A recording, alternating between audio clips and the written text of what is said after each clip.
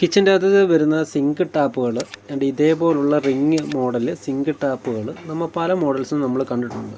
അതിൻ്റെ അകത്ത് ദാണ്ട് ഇതേപോലെ ഇന്നറിൻ്റെ അകത്ത് വരുന്നത് നമ്മൾ ത്രെഡ് ടൈപ്പാണ് ഏറ്റവും കൂടുതൽ യൂസ് ചെയ്തേക്കുന്നത്. ഇതിൻ്റെ അകത്ത് വരുന്നത് ഇവിടെ വരുന്നത് പുഷിങ് ടൈപ്പാണ്, അതായത് പുഷ് ചെയ്ത് താഴോട്ട് ഇറക്കുന്നതാണ്.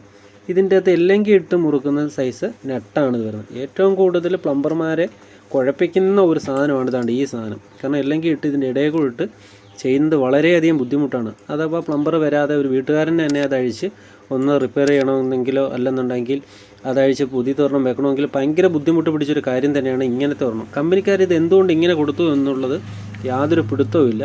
കാരണം ഇവിടെ വെച്ചേക്കുന്ന 3 എണ്ണവും ഇതേ ടൈപ്പ് തന്നെയാണ്. അത് വല്ലാത്തൊരു ബുദ്ധിമുട്ടാണ് ഇത് അഴിക്കാൻ തന്നെ. എന്തായാലും നമ്മൾ കുറച്ച് സമയം എടുത്താണെങ്കിൽ പോലും നമ്മൾ അഴിച്ചത് ഒന്ന് ക്ലീൻ ചെയ്ത് നമ്മൾ സെറ്റാക്കിയിട്ടുണ്ട്. നല്ല രീതിയിൽ തന്നെ ഇപ്പം വെള്ളം വരുന്നുണ്ട്. ഇത് നമ്മൾ അഴിക്കാൻ നേരത്തെ പ്രത്യേക കാര്യം ശ്രദ്ധിക്കേണ്ടത്, ഇതിൻ്റെ അകത്ത് ക്യാപ്പ് എടുത്തിടാൻ മറക്കരുത്. അത് സിങ്കിൻ്റെ അകത്ത് കിടക്കുന്നത് എടുത്തിടാൻ മറക്കരുത്. ഇല്ലെങ്കിൽ അതിൻ്റെ നട്ട് അതിൻ്റെ ഉള്ളിലോട്ട് പോകാനൊക്കെ ചാൻസ് ഉണ്ട്. അതുപോലെ ഓവർ ടൈറ്റ് ചെയ്ത് കഴിഞ്ഞാൽ നമുക്ക് തിരിക്കാനും നമുക്ക് വലിയ ബുദ്ധിമുട്ടായിരിക്കും. അതുകൊണ്ട് ഓവർ ടൈറ്റും ചെയ്യാതിരിക്കുന്നതായിരിക്കും നല്ലത്.